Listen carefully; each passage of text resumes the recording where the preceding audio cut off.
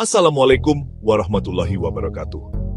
Pernahkah Anda merasa suami susah sekali dibangunkan salat tahajud atau khawatir pahala puasa amblas begitu saja hanya gara-gara keasikan reuni dan bukber? Di video kali ini, Ustadz Abdul Somad membongkar rahasia adab rumah tangga yang luar biasa. Mulai dari kisah preman tobat karena 5 kata ajaib istrinya, hingga teguran keras seputar adab Ramadan. Mari perbaiki diri dan keluarga. Simak kajian penuh hikmah ini sampai akhir.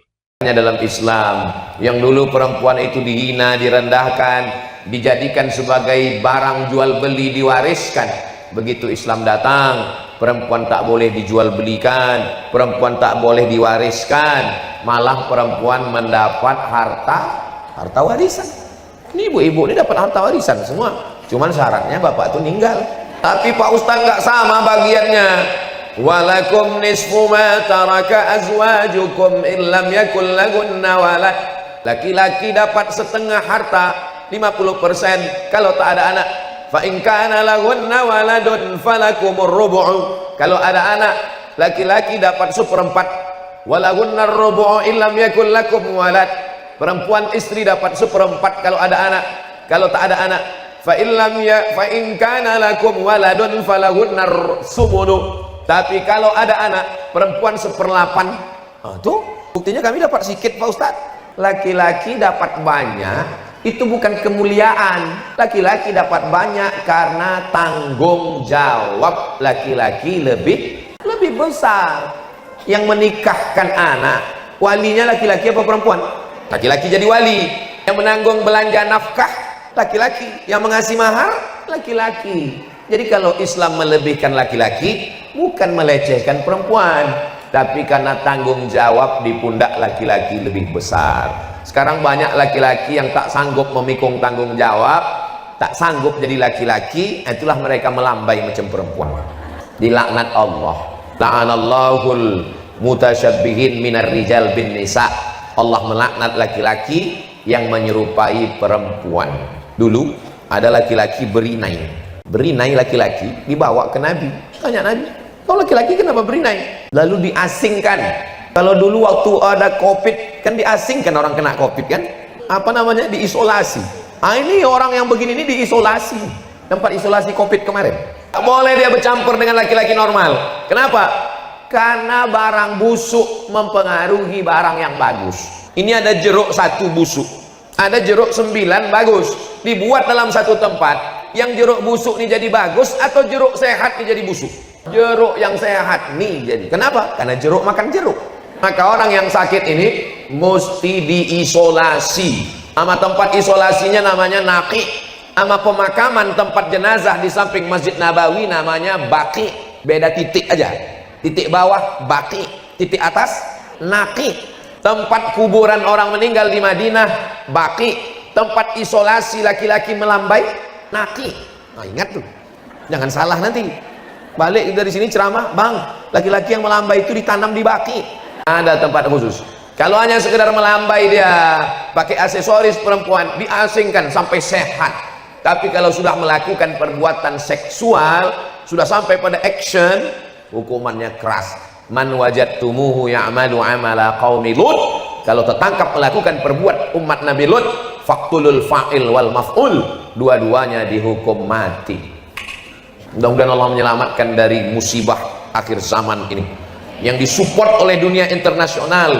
Produk-produk mensupport itu, penerbangan mensupport itu, pesawat dicatnya dengan warna itu, mau mendarat di Qatar. Alhamdulillah pemerintahan Qatar melarang, tak boleh mendarat. Akhirnya airport lain menerima. Ibu tonton berita itu? Yang tak nonton nanti saya share. Begitulah akhir zaman nih. Dulu anak laki-laki takut berkawan sama anak perempuan. Takut saya Pak Ustaz, anak saya ini dekat sama anak laki-laki. Sekarang sesama anak laki-laki pun kita takut. Mudah-mudahan Allah menjaga anak-anak kita semua insyaallah. Ini tentang laki-laki dan perempuan. Adapun adab itu sudah jadi bahasa Indonesia. Memanglah kau tak beradab.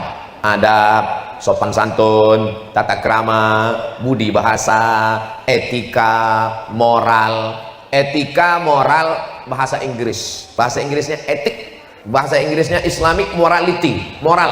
Sedangkan bahasa Arabnya adalah akhlakul karimah. Adab diambil dari kata makdubatun. Makdubatun artinya jamuan makan. Kenapa adab itu disebut jamuan makan?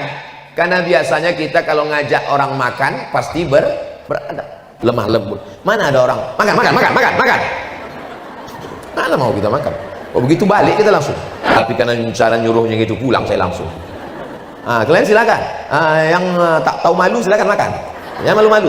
Di tengahnya itu sambal, ada ikan gulai, ada sotong, ada cumi, ada manisan, ada dessert, ada kolang kaling, ada macam semua. Dalam Islam ada tata keramanya. Tak boleh kita tangani jauh-jauh. Makanlah apa yang dekat. Kul mimma yalik. Apa yang dekat itulah makan. Pas yang dekat itu sambal belacan. Nasib lah. Alhamdulillah. Sekarang mejanya bisa berputar. Meja itu tak berputar Pak Ustaz. Putar sekali lagi kangkung. Apa itu asal udang ke situ, asal cumi saja. Pindah ke meja lain. Apa yang dimuliakan Allah? Itu asal kata adab. Mana yang lebih tinggi ilmu dengan adab? Al-adab fauqal ilmi. Lebih tinggi adab daripada ilmu. Ada budak ini pandai, cerdas, otaknya menangkap, ayatnya banyak, hadisnya banyak, hafalannya, tapi tak beradab. Ada yang satu nih hafalannya biasa aja, tapi beradab. Saya lebih mengutamakan orang beradab daripada berilmu. Makanya santri-santri yang mau dikeluarkan, Ustadz ini ada santri, saya tanya kenapa dia dikeluarkan? Karena tak mencapai target hafalan. Jangan keluarkan kalau karena hafalan. Mungkin akalnya kurang mampu. Kalau otaknya kurang mampu, kita bawa ke Batam, kasih makan otak-otak. Kalau otak kurang menangkap bisa diperbaiki. Tapi kalau sudah kalah di adab, mencuri, cakap kasar, tak ada tata krama, sopan santun, nah ini tak bisa. Ada tawar menawar, tapi tetap ada SP1 surat peringatan, SP2, SP3, kelas khusus, tak juga mempan, apa boleh buat. Kalau diteruskan dia nanti bisa merusak buah-buah yang bagus, buah kotor nih mesti. Kalau sakit kaki orangnya tak dibunuh, tapi diamputasi. Yang buruk itu aja dipotong. Khuzma soba da'ma kadar. Ambil yang jernih, buang yang keruh. Nah ini adab-adab mau kita kaji lebih sempit lagi adab. Ini tak beretika ini. Etika itu dibuat manusia dan dia untuk waktu tertentu, untuk komunitas tertentu. Sedangkan adab itu umum dan dia datang dari Allah Subhanahu wa taala. Adab di Batam, adab di Mesir, adab di mana-mana sama. Kalau etika untuk komunitas tertentu, untuk waktu tertentu. Contohnya waktu saya naik pesawat kemarin, itu ada orang sangat beretika di pesawat. Silakan datang, kursinya nomor berapa, silakan duduk, itu seatbeltnya belum dipasang. Bapak mau minum apa? Mau minum teh manis apa teh kelar apa teh pahit? Mau teh manis, teh pucuk, teh daun apa teh dahar? Mau teh pucuk, mau dipoci apa airnya panas atau suam-suam kufu atau hangat-hangat sehangat hati aku ke kamu. Mati lagi dah. Di pesawat tuh dia sangat ramah, sangat baik. Begitu pesawat mendarat di Hang Nadim Airport, turun ke bawah, berjumpa, hidungnya pun tak menyaut. Itu namanya etika, bukan adab. Karena memang begitu diterapkan oleh maskapai penerbangannya. Selama di atas itu memang dia mesti begitulah adab dia. Roknya mesti koyak. Memang udah begitu diatur. Ustaz kok tahu? Saya udah menunduk. Saya udah berusaha menunduk. Saya ini kan Ustaz. Saya udah menunduk, berusaha. Didekatinya pula. Pas berdiri di depan saya. Apakah Bapak Ibu bersedia untuk mengatakan iya? Gitu. Astagfirullahaladzim. Paksa saya bilang iya. Apakah yang duduk di sini bersedia untuk mengatakan iya? Iya, kata saya. Kita tahu apa maksud iya. Bapak dan Ibu ini sedang berada di kursi yang paling berbahaya, kursi emergensi. Kalau nanti terjadi sesuatu, maukah membantu saya membuka pintu ini? Katanya. Kenapa lah saya diletakkan di kursi ini? Rupanya kursi emergensi tempat saya itu. Kalau terjadi musibah, akulah mati duluan. Matilah duluan sama bidadari tadi. Apa namanya? Oh, pramugari. Saya tahu, cuma ngetes ibu-ibunya aja. Jadi itu bukan adab, itu namanya etika. Ada namanya kode etik jurnalistik, tak boleh menyebut nama orang pakai inisial. Ada namanya kode etik penerbangan di pesawat, itu bukan adab. Sedangkan adab yang kita bahas ini adalah adab menyeluruh, mau di airport, mau di pesawat, mau di rumah. Ini adab yang dibawa oleh Nabi Muhammad sallallahu alaihi wasallam. Kita awali dulu dari adab waktu malam bangun sahur. Rahimallahu mara'atan, Allah merahmati seorang perempuan, aiqazat zaujaha, yang membangunkan suaminya. Fa in aba, kalau suaminya itu tak mau bangun, nadaha wajhahu, maka dipercikkannya air ke wajah lakinya itu. Jadi kalau laki itu, jadi nanti balik dari sini ibu beli pistol air atau semprot bunga anggrek. Bukan, ini kadang ada yang salah menerjemahkan hadis nih. Nadaha wajahahu, siramkanlah ke wajahnya. Bukan siramkan. Nadaha itu artinya percikkan. Bang, wake up my darling. Itu kalau nikahnya bulan Sya'ban kemarin. Tapi kalau udah anak 3, yang satu pula semester 5. Nah, bangun bang, bangun. Nunggu imsak dah. Tapi hadis ini dipotong Ustadz Somad supaya sesuai judul. Pangkal hadisnya itu rahimallahu mara'an aiqadha zaujahu, beruntunglah orang mendapat rahmat Allah karena suami itu duluan membangunkan istrinya. Jadi aslinya suami itu duluan membangunkan istrinya. Tapi kalau tidak, ibu membangunkan suami, dapat pahala yang sama. Itulah untungnya kalau suaminya sama ngaji, sama ustadznya. Kalau tak sama, nanti begitu dibangunkan, surga kau untuk kau, urus saja surga kau, dan urus urusan. Aku mau masuk neraka, mau apa, bukan urusan kau. Surga kau di sini letaknya. Ini penting. Nah, walaupun bapak itu tak datang, tapi saya yakin dia sedang menonton streaming ini. Mungkin dia sedang sibuk, nanti pulang dia akan bisa menonton ulangnya di channel Ustadz Abdul Somad Official. Subscribe, like, share, and comment. Jadi adab seorang istri membangunkan suaminya, sampai kalau dia susah bangunnya. Ada model laki-laki itu susah bangun, payah membedakan antara tidur sama sakaratul maut.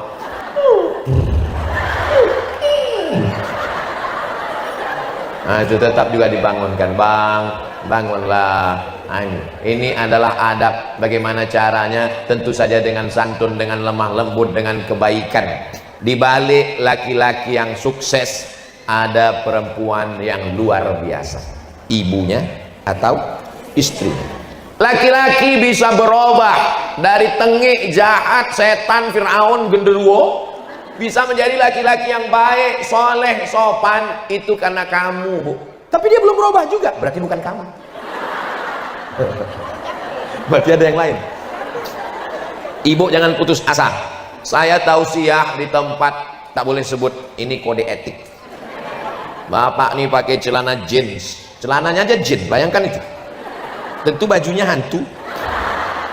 Saya ini orangnya jahat Pak Ustadz, saya ini preman tengik, tak peduli sama Ustadz, tak peduli sama ceramah, saya tak mau tahu itu dengan agama. Yang penting saya dapat duit, yang penting saya senang. Dalam hati saya, ini pasti taubatnya karena tausiah saya. Ini saya udah tahu endingnya nanti gara-gara ceramah Ustadz lah. Terus gimana ceritanya Bapak taubat? Istri saya Pak Ustadz. Oh, bukan aku. Istri saya Pak. Istri Bapak ustazah? Enggak Pak Ustadz. Dia perempuan biasa, ibu rumah tangga. Jadi gimana dia membuat Bapak tobat? Pas mau tidur malam dibilangnya, cuman 5 kata aja Pak Ustadz. Nanti kalau abang mati gimana? Tengiang di telinga saya Pak Ustadz sampai tengah malam. Kalau abang mati gimana? Itulah yang menyebabkan saya tobat Pak Ustadz. Rupanya tak pakai ayat, tak pakai hadis, tak pakai public speaking, tapi karena kalimat itu datangnya dari hati, sampainya ke.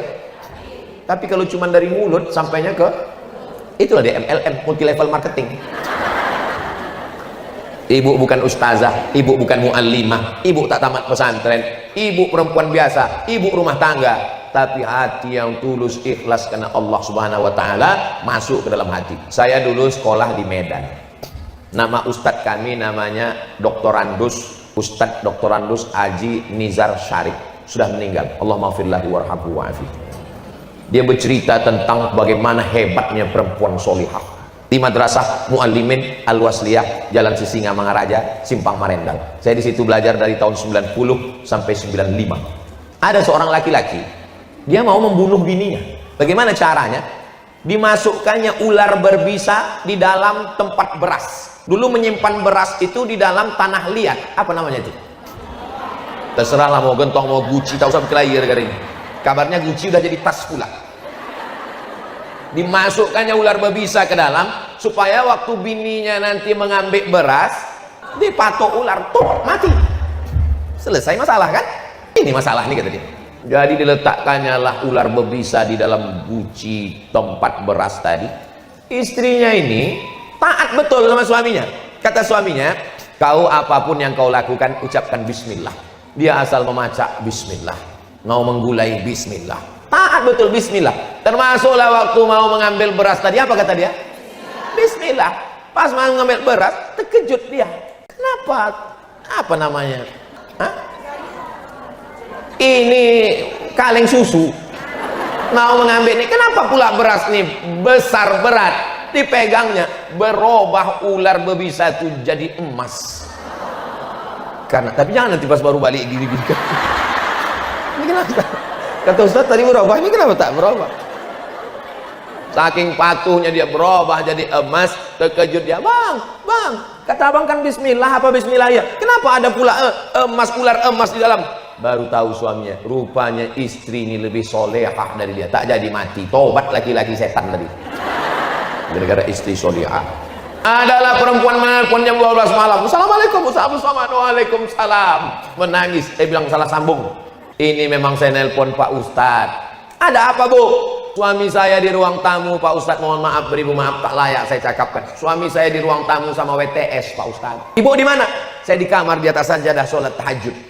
Kenapa tak dilemparkan dia pakai periuk belanga biar dia keluar? Kata suami saya, sorga di bawah tapak kaki dia Pak Ustadz. Ini pembodohan.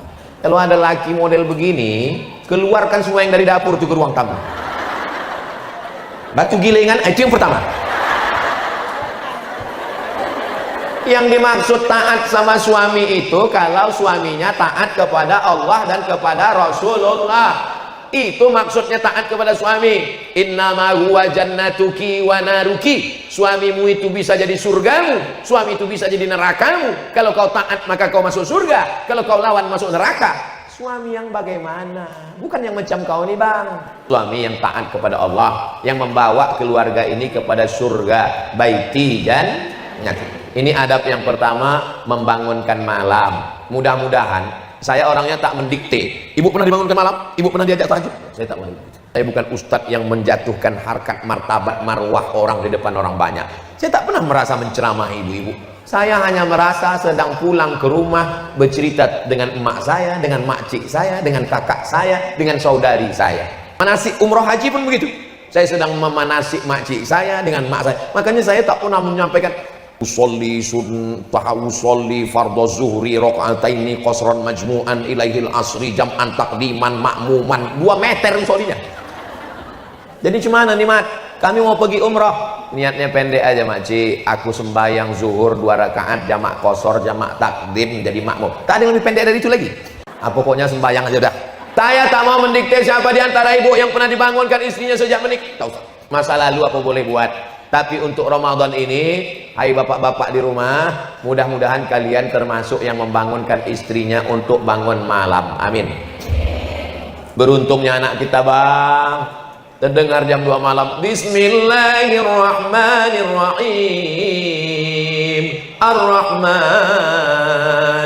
Siapa tuh bang? Kenapa masjid udah hidup jam 2 malam? Cepat betul ini. Menantu kita sholat tahajud di sebelah. Oh so sweet. Beruntungnya anak kita.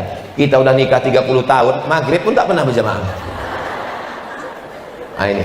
Jadi yang lalu-lalu belum bagi berubah, mudah-mudahan Ramadan ini ada perubahan. Amin. Kalau ibu dibangunkannya bersyukurlah bu. Kalau ibu tak dibangunkannya, ibu membangunkan dia dengan adab-adabnya. Bangun ya bang. Tak juga bangun.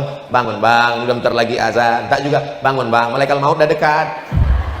Tak juga bangun, bisikkan ke telinganya sebelah kanan, la ilaha illallah. Apanya kau?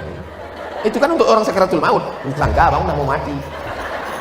Sahur. Mana lebih dulu tahajud atau makan sahur Pak Ustadz? Dianjurkan untuk mengakhirkan sahur dan menyegerakan berbuka. Maksud mengakhirkan sahur itu sebelum azan subuh. bukan jam 6 pagi. Jam 6 pagi. Kok kenapa jam 6 pagi? Dianjurkan mengakhirkan sahur. Kulu, makanlah, washrabu, minumlah, hatta yatabayyana lakumul khaytul abyadu minal khaytil aswadi minal fajar, sampai fajar terbit, maksudnya azan subuh. Jadi kalau azan subuh di Batam jam 5 kurang 15, imsak 10 menit sebelum itu 5 kurang 25, maka sebelum itu bersahur. Jadi bangun malam itu apa dulu? Sholat sunat wudhu. Kenapa sholat sunat wudhu? Karena Nabi memanggil Bilal, Bilal, kedengar suara selop sendalmu di surga. Apa amal kau Bilal? Aku tak pernah meninggalkan 2 rakaat setelah wudu. Usolli sunnatal wudu. Habis itu sholat sunat taubat, bukan tauco. Ini mentang-mentang mau puasa nih kuliner. Saya sudah dapat tadi WhatsApp. Siapa yang mengirim? Menu buka puasa 30 hari. Bagus. Bagus apa tak bagus? Bagus. Ini kan santapan jasmani, tapi rohani ini jauh lebih penting. Karena dalam lagu bahasa bangsa Indonesia, bangunlah jiwanya, bangunlah perutnya. Bagaimana mau jiwa bangun kalau makan tak sehat? Lalu kemudian sholat sunat tahajud. Ini adab-adab. Bagusnya berjamaah. Tapi suami saya Pak Ustadz, suaranya tak bagus. Dia kalau jadi imam sir. Tak usah ibu mengamuk gara-gara itu. Itulah beruntungnya ibu sendiri. Itu suaminya kalau sholat tahajud itu bersuara. Ini abang tak berbunyi. Kebetulan takdir ibu dapat imam silent. Allahu Akbar. Allahu Akbar. Asal berbunyi Allahu Akbarnya jadilah. Daripada laki orang sebelah mabuk sakau, daripada laki orang sebelah dilarikan pelakor. Begitu caranya. Oh, tapi kalau masalah akhirat itu kan kita tengok yang paling bagus Pak Ustaz. Dia menengok yang paling bagus. Kalau dia ibu repeti juga, dia baru tobat kemarin. Jadilah aku tobat kata dia. Mudah-mudahan dibukakan Allah pintu hidayah insyaallah. Amin. Support dari ibu terus. Abang mesti bertobat bang. Abang semangat terus bang. Aku baru hafal kul wallah. Tak apa-apa bang. Kul wallah terus apa-apa. Teruslah kul wallah. Luar biasa. Nah, ini lalu kemudian. Kalau tadi sudah witir di masjid sholat tarawih, tak usah witir lagi. La witrani, tak boleh 2 kali witir dalam 1 malam. Selesai sholat, Pak Ustadz, suamiku ini kan baru hijrah. Kalau aku jadi imam gimana? Tak bisa. Tak bisa. Walaupun hebat ibu qori'ah hafizah, tak bisa. Jangan pula bapak tuh, dek, majulah, kita emansipasi. Nah, kau majulah sekali-sekali tak apa-apa. Tak. Biarpun kau baru Iqra 6 bang, majulah bang. Maju dia ke depan, latihan dia baca Al-Fatihah, disupport, diberikan motivasi. Bismillahirrahmanirrahim. Alhamdulillahirabbil alamin. Arrahmanirrahim. Maliki yaumiddin. Iyyaka na'budu wa iyyaka nasta'in. Ihdinas siratal mustaqim. Siratal ladzina an'amta 'alaihim ghairil maghdubi 'alaihim waladdallin. Amin. Yasin. Allahu Akbar. Pendek kali itu bang. Lebih bagus membaca surat pendek selesai daripada surat panjang tak selesai. Begitu dalam mazhab Syafi'i. Itu dalil saya kalau jadi imam sama ustazah. Dia kan hafal Quran. Ya hafal juz 30. Jadi kok ditanya kenapa ayatnya pendek? Lebih bagus surat pendek selesai daripada ambil tengah tak selesai. Walaupun dia hafal Quran, imam tetap saya. Walaupun dalam kepala saya juz 30. Itu ar-rijalu qawwamuna 'alan nisa. Lalu kemudian setelah sholat sunat masih ada waktu berzikir. Mungkin setelah sholat itu ibu sibuk pula memasak. Kalau kami tak berjamaah Pak Ustadz, afdal berjamaah. Kalau saya sholat duluan karena saya mau memasak, sekali-sekali tak apa-apa. Kalau bapak itu duluan, kaedahnya berjamaah lebih afdal. Tidak berjamaah tetap melaksanakan sunnah. Menunggu berzikir. Apa zikir yang paling afdal? Afdalul dzikri fa'lam annahu la ilaha illallah. Kalau ibu bisa menengok Quran, tengok Quran. Sedang memasak mana bisa nengok Quran Pak Ustaz? Salawat. Allahumma sholli ala sayyidina Muhammad wa ala ali sayyidina Muhammad. Allahumma sholli ala sayyidina Muhammad. Di dapur boleh bersolawat, di WC yang tak boleh bersolawat. Membaca doanya pun sebelum masuk kaki kiri. Allahumma inni a'udzubika minal khubuthi wal khaba'ith. Kenapa enak masakan kau ini mah? Apalagi kalau bukan karena solawat, apalagi kalau bukan karena zikir dan doa. Wa idza quri'al qur'anu fastami'u lahu wa ansitu la'allakum turhamun. Dibacakan Quran turunlah rahmat Allah. Maka yang paling sedang itu jam 3 bangun. Sempat bersih mandi, sholat sholat sunat wudhu, sholat sunat taubat, sholat sunat tahajud, sholat sunat hajat, memasak, habis itu makan, menunggu azan subuh agak setengah jam, tempat berzikir, istighfar. Wabil asharihum yastaghfirun. Di waktu sahur yang paling bagus beristighfar. Berapa kali Pak Ustadz? Belilah tasbih. Ustadz, kan saya tengok tak ada buat tasbih. Ini ada tasbih. Cantik tasbih Ustadz, warna-warni. Dikasih orang. Kasih orang kemarin di Tanjung Pinang, bertasbih. Astaghfirullahaladzim, astaghfirullahaladzim, astaghfirullahaladzim, astaghfirullahaladzim, astaghfirullahaladzim, astaghfirullahaladzim. Tetap ada makharijul hurufnya. Jangan karena hanya mau mengejar 100 tak jelas. Macam dapat gorengan panas, tahu mendoan panas. Astaghfirullah 100. Habis astaghfirullah selawat. Allahumma salli ala sayyidina Muhammad wa ala ali sayyidina Muhammad. Allahumma salli ala sayyidina Muhammad wa ala ali sayyidina Muhammad. Allahumma salli ala sayyidina Muhammad wa ala ali sayyidina Muhammad. Habis itu afdalu dzikri fa'lam annahu la ilaha illallah, la ilaha illallah, la ilaha illallah, la ilaha illallah, la ilaha illallah. Tidak terlalu pelan. Astaghfirullah. Seminggu baru selesai. Subhanallah walhamdulillah wa la ilaha illallah. Subhanallah walhamdulillah. Berbunyi tit, imsak. Tengok-tengok juga jam, jangan asyik berzikir. Dari mana datangnya imsak 10 menit ini? Itu hadisnya sahih dari Anas bin Malik yang serumah sama Nabi. Anas bin Malik, ya, Nabi itu menahan makan berapa lama sebelum azan? Dia agak-agak khamsina ayatan, 50 ayat. Setelah dihitung 50 ayat, baru paham.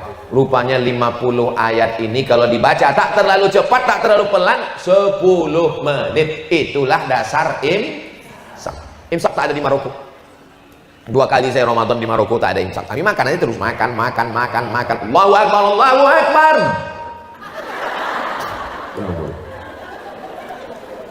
Assalamualaikum Ustadz. Waalaikumsalam. Kalau mulut kita berisi nasi, ya, terdengar azan gimana? Kata Ustadz tuh, selesaikan secepatnya. Batal puasa. Orang yang menelan ketika azan sudah berkumandang, batal puasanya. Tapi pastikan itu azan Dumai, azan Batam, azan Pekanbaru, azan kota kita, bukan azan Jakarta, azan handphone. Memang asli azan. Tapi ada ustadz yang mengatakan kalau mulut berisi air, berisi makanan, semua kemandang azan, telan aja. Itu ceritanya panjang. Ceritanya begini.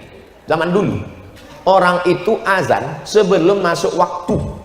Masuk waktunya pas pada kalimat hayya 'alas shalah. Allahu Akbar, Allahu Akbar. Belum masuk waktu. Dia agak-agak masuknya waktu pas hayya 'alas shalah.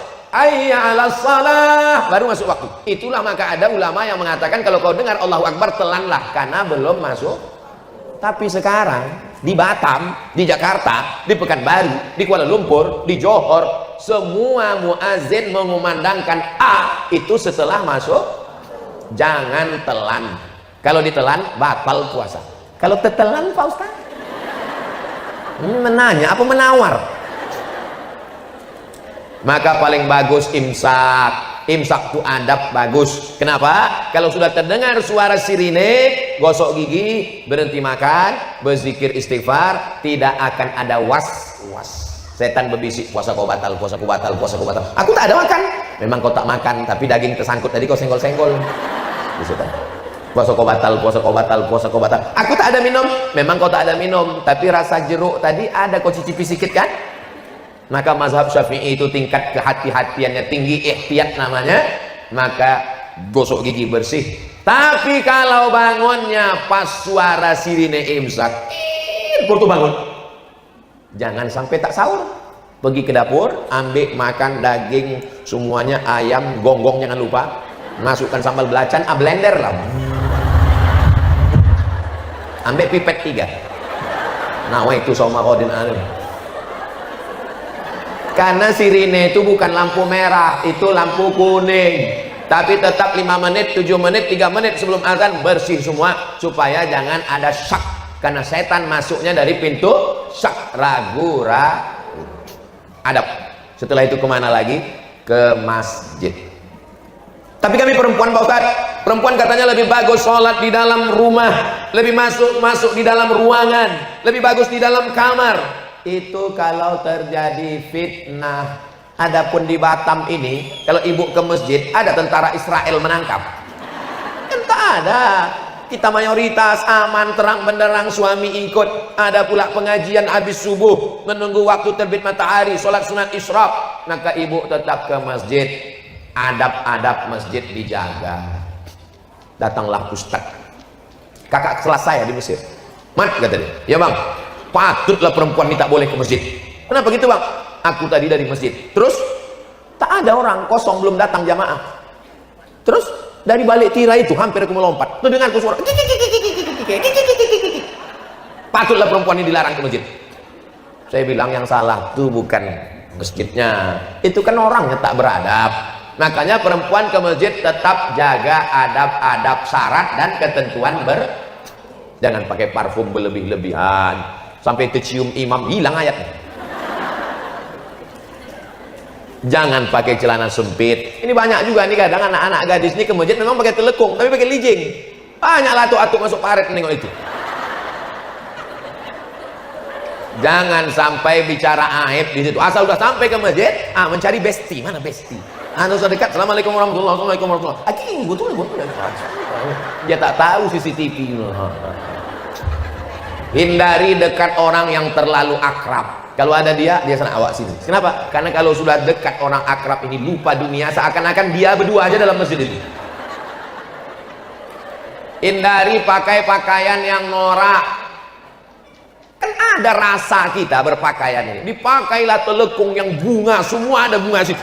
Macam karangan ucapan selamat nikah belakang. Bunga mawar, bunga melati, bunga tai ayam, ada semua. Sampai orang yang di belakang mau menengok pun, di mana dia membelinya? Berapalah harganya?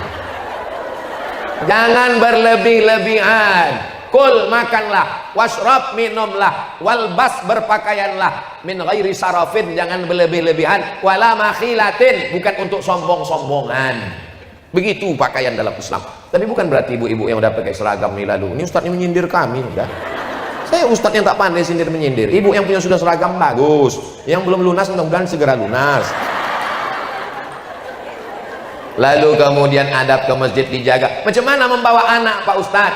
Kalau anak ini sudah mumayyiz, sudah bisa menerima perintah dan larangan, bawalah. Ribut dia, diam dia, bawalah. Tapi ketika kalau anak saya belum, anak saya itu kalau diginikan, diginikannya pula saya. Kau di rumah aja lah. Tapi kalau ada yang menjaga, bawalah pojok, jangan terganggu orang sholat. Ini untuk menjaga kemaslahatan bersama. Tapi jangan semua anak-anak dilarang. Di Masjid Agung An-Nur Pekanbaru, waktu dulu saya tausiah, itu di belakang dibuatkan satu shop anak-anak. Penjaganya pakai jubah warna hijau membawa rotan panjang. Pas saya selesai sholat, saya tengok, jok kujong. Pas saya dekat senyum, mau kau pukul anak? Enggak, nakut-nakutin aja. Jadi berdua ada satu orang menjaga. Kalau tidak anak ini meribut semuanya, lari dia. Kebetulan ada pula jamaah itu udah tua, kacamatanya letaknya di bawah. Salah anak itu lewat, air katanya. Air katanya. Begitu salam, assalamualaikum warahmatullah, tak sempat salam ke kiri, anak kau nih. Ini juga kita jaga adab-adab membawa anak ke masjid. Memang anak ini anak bapak, pakai bin bapak, tapi yang disalahkan orang, udah tahu ibu dah. Setelah itu pulang ke rumah. Kalau maghrib sekarang jam 6.15, tadi kami habis tausiah jam 6.15, sholat sunat isyraq 2 rakaat, pulang ke rumah. Jangan alaskan mau masuk kantor, mau kerja, takut macet dan lain sebagainya. Dalam hati, lubuk hati kita tahu kita ini sedang mengada-ngada. Padahal balik ke rumah 6.30, masih sempat lagi bersiap-siap. Lalu kemudian berangkatlah suami. Kalau kebetulan ibu wanita karir, jaga adab-adab. La yakhluwanna rajulun ma'amra'atin illa ma'azi mahramin. Jangan sampai berdua-duaan di kantor dengan orang tak mahram. Tak apa-apa Pak Ustaz, udah macam abang saya, udah macam pakcik saya, udah macam kakak saya. Berawal dari macam, berakhir dengan macam-macam. Setan kan dibelenggu Pak Ustaz. Kata Syekh Muhammad Mutawalli Sya'rawi, makna setan dibelenggu, kejahatan itu datang dari dua. Yang pertama dari diri sendiri, yang kedua datang dari godaan setan. Jadi kalau bulan Ramadan ada orang jahat, setan udah dibelenggu, berarti dari kata setan aku tak ada menggoda gitu. Aku aja terikat ke setan. Banyak setan sekarang tak menggoda, pas mau digodanya kata kawannya itu tak usah goda, lebih parah pula dari kita lagi kata setan. Futihat abwabul jannah, pintu surga dibukakan. Wa ghulliqat abwabun nar, pintu neraka ditutupkan. Wa suffidat asyayatin, setan-setan dibelenggu. Riwayat lain wa ghulliqat wa suffidat wa sulsilat asyayatin, setan-setan dikerangkeng, diikat. Apa kata Imam Nawawi? Saking kuatnya iman orang yang berpuasa, airnya halal, makanannya halal, istrinya halal, tapi dia tak mau, maka kata setan, sepertinya aku terbelenggu, tak bisa menggodamu. Itu makna lain dari setan dibelenggu. Supaya jangan kita nanti katanya setan diikat. Ini kenapa banyak saya orang ini? Paham kita sudah. Ini adab yang diajarkan Nabi Muhammad SAW. Berapa lama kita jaga adab ini? Sahur jam 5 kurang 15, berbuka jam 6 lewat 15, berarti 13 jam setengah. Mata dijaga, mulut dijaga. Assalamualaikum, Waalaikumsalam. Kabarnya anak sianu lagi sianu, gini sianu, tetangga sianu. Ingat ceramah Ustaz Somad terakhir di Batam kemarin, kata dia jaga ini adab mulut. Terus gimana ini? Nanti habis maghrib kita teruskan. Puasa ini bukan bulan menumpuk amal. Puasa ini bukan bulan menyiksa diri. Puasa ini adalah bulan melatih, membiasakan. Allah bisa karena telinga, dengarkanlah MP3 Al-Quran, speaker Quran, download. Tulis qori siapa kesenangan? Ustadz Muzammil Hasballah, Ustadz Darwin Hasibuan, Ustadz Ja'far Hasibuan, Kiai Haji Muammar ZA. Banyak qori-qori yang bisa didengar, sehingga yang masuk ke kepala kita, ke hati kita, ke pikiran kita adalah Al-Quran. Saya Pak Ustadz dengar Quran terus ingin beralih pula lagu religi, cari lagu-lagu religi, sholawat, salatullah, salamullah. Ini lagu lama Pak Ustadz, yang baru lah tak tahu pula saya lagu yang baru. Nah, pokoknya yang religi bagus. Saya ini Pak Ustadz udah mabuk didengar dunia, dengan dunia nih. Ingat lagu mati. Mati. Orang kaya mati, orang miskin mati, emak-emak mati. Ustadz lama matinya. Itu pokoknya kalau lagu itu mengingatkan kita pada mati, memotivasi kita beramal soleh, mencegah kita perbuatan maksiat. Tapi kalau dia hanya melalaikan, wa minan nasi may yashri lahwal hadis, ada orang yang membeli apa yang dibelinya sia-sia. Sekarang terwujud membeli lagu yang tidak membawa, malah pintu setan masuk ke dalam hati itu melalui musik. Ibu kalau udah mendengar musik sekali, itu nanti pas mau tidur malam, alam bawah sadar kita akan mengulang memori, terngiang-ngiang dia. Paham yang saya sampaikan ini kan? Ibu-ibu, bapak-bapak yang pernah mengalami ini, dengarkan satu lagu, dengarkan 2 kali, nanti pas malam atau pas sedang masak atau pas sedang nyetir atau pas bawa motor, terngiang lihat telinga kita. Kenapa? Karena memorinya berputar di dalam. Kita mau yang berputar itu Al-Quran, sholawat, nasyid. Mulut dijaga, mata dijaga, telinga dijaga, hati dijaga, kaki dijaga, tangan dijaga, aurat jangan sampai terbuka. Ini semua adalah adab. Menjadi perempuan Islam itu lebih berat Pak Ustadz. Jilbabnya mesti panjang, auratnya mesti tertutup, sopan santun tata krama. Husnu taba'ulil mar'ati li zaujiha, seorang istri yang menjaga kehormatan rumahnya, anaknya, dirinya, sama pahalanya dengan laki-laki yang berjihad fisabilillah.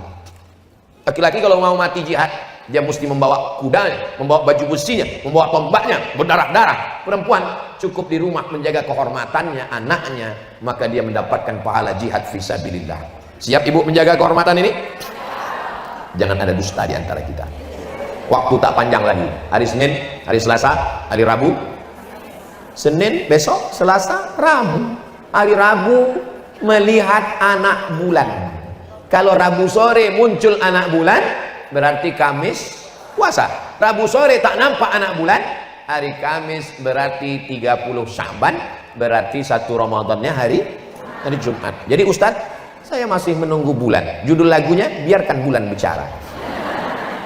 Kalau bulannya bulat, itu namanya Badar. Tala'al badru alaina, Badar. Tapi kalau bulannya tipis, itu namanya hilal.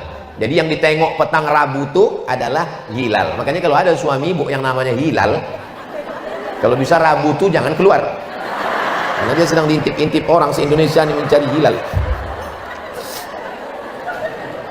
Lalu kemudian 30 menit menjelang azan maghrib berkumandang, jangan lagi keluar rumah. Lisaimi far'atani, orang yang berpuasa itu dua kebahagiaannya. Yang pertama, farhatun inda fitrih, bahagia menjelang berbuka. Berbuka itu bahagianya bukan karena cendol, karena dessert, bukan. Berbahagia karena di situ waktu doa mustajab. Ini sekarang kalau udah jam 5.30, jam 6 sore, jalan-jalan macet. Saya tak tahu apakah itu di Pekanbaru aja atau sampai ke Batam begitu. Lebih parah. Ay. Makanya mestinya duduk di rumah. Oh, ibu sedang memasak, menyiapkan. Oke, ibu siapkan. Tapi bapak duduk di situ sama anak, buka Quran, mengaji, dapat agak 2 lembar, alhamdulillah. Habis subuh 2 lembar, habis zuhur 2 lembar, habis asar 2 lembar, habis maghrib 2 lembar, habis isya 2 lembar. Habis maghrib kan takut lambat nanti isya. Sebelum berbuka tuh habiskan 2 lembar. Ah, kau sini ngaji. Udah juz berapa? 3 ya, juz 3, masih kecil dah juz 3, Iqra 3 ya. Itu. Kalau Iqra ayah bisa, kalau ngaji ini mak kau nanti. Ini duduk bersama, waktu yang mustajab maghrib. Ini sekarang banyak orang demi berbuka bersama sampai tak sholat. Apa ini? Ini perbuatan tidak diridhoi Allah SWT. Bukber, alumni SD, alumni SMP, alumni SMA, sampai persatuan paguyuban, persatuan tetangga, 10 hari tak sholat maghrib gara-gara berbuka bersama. Bukan ajaran, bukan adab Islam. Tak datang dari mana ini? Sampai di situ ketawa cekikikan, ketemu teman SD. Kau dulu yang iya, kita kan sama. Laki kau mana? Itu yang kurus keri itu. Ganteng abang lagi. Ini kan sedang puasa. Tak ingat dia ini sedang menjaga adab-adab. Kalau dengan datang itu tersambung silaturahim, sunnah. Tapi kalau dengan datang malah timbul dosa ghibah namimah, maka kaedahnya darul mafasid muqaddam ala jalbil masalih. Mengambil manfaat sunnah, menolak mudarat wajib. Menolak mudarat lebih diutamakan daripada mengambil manfaat. Kok kenapa keluar dari grup? Daripada aku hanyut di grup itu bagus aku keluar. Kok kenapa tak datang buka bersama kemarin? Buka bersama tempatnya di restoran, tempat sholat tak ada, jauh dari masjid. Kalau aku ikut azan isya baru selesai, ngantrinya aja setengah jam. Makannya pun tak seberapa, maksiatnya banyak. Ingat, kalau kita mati, kawan reuni itu tak ada satu pun yang mau membantu kita menjawab malaikat munkar nakir. Kita akan sendiri menghadap Allah Subhanahu wa taala. Ini adab-adab berbuka bersama nih mesti dijaga. Suami ibu jam 6 sore mulai menghidupkan sepeda motor. Kalau ditanya, abang mau kemana? Jangan kau tanya kemana aku pergi. Mau putarlah dia, tawaf kudum, tawaf wadah, tawaf ifadah. Pulang dia ke rumah, lengkap semuanya, dari mulai semangka goreng sampai es bakar. Ada semua busfera. Maka adab ibu lah mengasih tahu. Biarkan aja dulu untuk hari pertama nih. Nanti begitu berkumandang azan maghrib, Allahu Akbar, Allahu Akbar. Dia pun mulai dicobanya 1 teguk, 2 teguk air. Habis itu masuk kurma 3 butir. Tengoklah bang, betul kau bilang mubazir ya. Besok tak kuat lagi. Besok jam 6 digas lagi. Mesti saling ingat mengingatkan. Jangan ibu pula mengajak dia. Ini orang udah keluar semua, kita aja yang di rumah ini. Ibu kan udah ngaji, Bu. Apa beda ibu yang udah mengaji dengan yang belum? Dia yang mengajak. Begitu keluar, duduk kita di sini, Bang. Rahmat Allah turun. Memang aku dulu tak senang dengan Ustaz Somad tuh. Tapi setelah istriku ini mengaji, ya Allah, berkurang belanjaan sedikit. Kalau memasak kolak di rumah 4 mangkuk, ibu, suami, anak 2, maka di bulan Ramadan masaklah 8 mangkuk. Untuk siapa yang 4 lagi nih Pak Ustadz? Antarkan anak yatim, fakir miskin, duafa, mahasiswa di masjid, anak merantau, ibnu sabil. Antarkan. Mengantar makanan tuh adabnya sebelum berbuka. Bukan kolak tuh lewat di sini jam 6.15, lewat di leher dia jam 12.15. Udah tak lalu lagi udah. Napas tuh udah setengah napasku pergi. Di sini udah. Kalau benganga dia nampak pisang di dalam. Udah tak lalu lagi. Amir, pergi antarkan ke sana, antarkan ke sana. Dimakan anak yatim itulah kolak jam 11 malam. Masa makan aja lah nak, sedekah orang. Makan jam 12, jam 1 meninggal. Berdosa kita semua. Masuk dalam pendusta agama. Ara'aital ladzi yukadzibu biddin fadzalikal ladzi yad'ul. Jangan siapkan suami bu es banyak-banyak karena tenggorokannya kering. Tenggorokan yang kering macam knalpot sepeda motor, siramkan es, mengelupas dia karena panas bercampur dengan dingin ekstrim. Makanya jam-jam 1 siang masukkan kurma dibelah-belah, disiram air panas atau susu, biarkan dia minuman kesukaan Nabi Shallallahu Alaihi Wasallam. Di Maroko, di Mesir begitu, belah-belahkan kurma kering, masukkan ke dalam gelas, siramkan air panas atau susu, nanti bercampur dia selama 6 jam. Tapi jangan campur kismis dengan itu, bisa nanti dia menjadi khamar, na'udzubillah. Kalau bisa berhari-hari, dilarang mencampur kalau niatnya untuk mabuk. Tapi kalau untuk makanan sebagian ulama membolehkan, lalu kemudian diminum, itu sehat karena kita disuruh yang manis-manis. 1, 3, 5. Alhamdulillah Pak Ustadz, udah masuk 3 kenyang rasanya. 3 kurma, 3 kotak Pak Ustadz. Jangan banyak-banyak. Karena ketika sudah makan, Allahumma laka sumtu wa bika amantu ala rizkika aftartu bi rahmatika ya arhamar rahimin. Jangan pakai doa Allahumma laka sumtu. Ini hadisnya dhaif. Lalu yang sahih mana? Zahabaz zama'u wa batallatil uruq wa sabatal ajru. Itu pun dhaif juga. Sama-sama dhaif. Apa kata Syekh Ibnu Utsaimin, ulama Saudi Arabia? Allahumma laka sumtu, silakan pakai. Zahabaz zama'u, silakan pakai. Tak usah berkelahi gara-gara itu. Kadang orang berkelahi masalah doa ini, bukan Allahumma laka sumtu, zahabaz zama'u, bukan zahabaz zama'u, laka sumtu, sampai merah. Rupanya bukan karena doa itu, tapi karena lapar. Jangan banyak makan. Kalau banyak makan, susah menegakkan tulang belakang. Nanti sholat tarawih itu membungkuk aja gini. Asal tegak sedikit, keluar kacang hijau. Supaya kita mudah pergi ke masjid sholat tarawih, bawa keluarga semuanya, ibu pun jaga adab-adab lagi. Sholat tarawih adabnya keluarnya witir. Habis witir baru keluar, dapat pahala qiyamul lail. Nanti ibu payah menjelaskan, menengok ada anak-anak bertanya, ma, ya ibu itu kok keluar? Oh mungkin ibu itu witirnya mau di rumah, padahal di rumah pun tak juga witir. Tanya, ibu mau witir tadi? Enggak, nampak aku 2 mangkuk aja tadi. Selesai witir baru pulang ke rumah. Itu sunnah. Bagus qiyamul lailnya begitu. Kalau saya witir, payahlah saya nanti malam witir Pak Ustadz. Kalau mau witir juga nanti malam bisa. Yang udah witir tadi mana bisa witir? Bisa. Witir itu kan 3 di masjid. Nanti malam pas mau tahajud, kalau mau witir lagi, sholat 1 rakaat menggenapkan witir yang 3 tadi. Kalau udah witir 1, pulang ke rumah tidur, bangun malam, sholat 1 rakaat menggenapkan yang witir tadi, maka witirnya jadi berapa? Jadi 4. Nanti habis tahajud, witir dia sekali lagi 3 rakaat, maka malam itu witir dia menjadi 7. Mana dalilnya? Buka Sunan Tirmidzi. Kata Imam Abu Isa Ibn Sawrah At-Tirmidzi, cara kalau mau witir lagi nanti malam begitu. Tapi kalau saya, asal udah witir saya di masjid, bangun malam, sholat sunat wudhu, sholat sunat taubat, sholat sunat tahajud, sholat sunat hajat, saya tak witir lagi. Tapi yang ini saya sampaikan, mana tahu ada suami ibu yang imam atau ibu mau buat, maka begitu caranya. Sudah saya urutkan dari mulai awal hari sampai siang, sampai petang, sampai berbuka, sampai malam, sampai tidur lagi. Itulah beberapa adab-adab ibadah sunnah-sunnah. Mudah-mudahan kita bisa melaksanakannya sehingga dapat kita keberkahan Ramadan tahun ini, insya Allah.